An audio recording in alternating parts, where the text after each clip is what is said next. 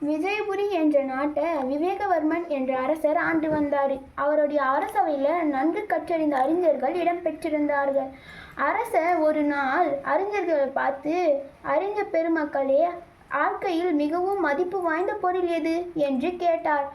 இந்த கேள்வியை கேட்டதும் முதல் அறிஞர், வாழ்க்கையில் மிகவும் மதிப்பு வாய்ந்த பொருள் உயிர்தான். உயிரில்லை என்றால் நம் வாழ்க்கையில் ஒன்றுமே அனுபவிக்க முடியாது என்றான். இரண்டாவது அறிஞர், மன்னா, வாழ்க்கையில் மிகவும் மதிப்பு வாய்ந்தது அறிவுதான்.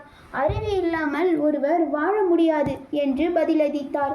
மூன்றாவது அறிஞர் எழுந்து, அரசே, வாழ்க்கையில் பொறுமையின்றி நாம் ஒரு கணம் கூட வாழ முடியாது. எனவே மிகவும் விலை உயர்ந்தது பொறுமைதான் என்று பதிலளித்தார்.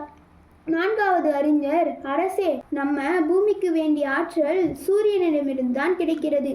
சூரியன் இல்லை என்றால் பூமியில் உயிர்கள் கிடையாது. எனவே சூரியன் தான் உயர்ந்தது என்றார்.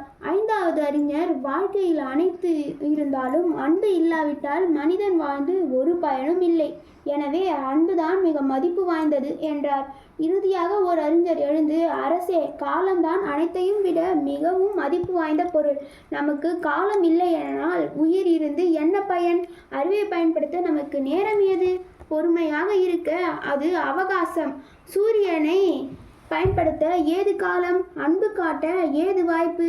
எனவே உலகிலேயே மிகவும் மதிப்பு வாய்ந்த பொருள் காலம்தான். ஆகவே அதனை வீணாக்காமல் நம்முடைய ஆக்க பணிகளுக்கு எந்தெந்த வகையில் எல்லாம் அதனை பயன்படுத்தி கொள்ள முடியுமோ அந்த வகையில் எல்லாம் பயன்படுத்தி கொள்ள வேண்டும் என்றார். அரசர் அந்த ஆறாவது அறிஞர் கூறிய கருத்துக்களை சிறந்தது என்று பாராட்டி அந்த கருத்தை ஏற்றுக்கொண்டார். காலத்தின் அருமையை குறித்து மிகவும் அழகாக விளக்கி ஆறாவது அறிஞருக்கு அவர் மனம் விரும்பும் வகையில் எண்ணற்ற பரிசுகளை கொடுத்து பாராட்டினார்.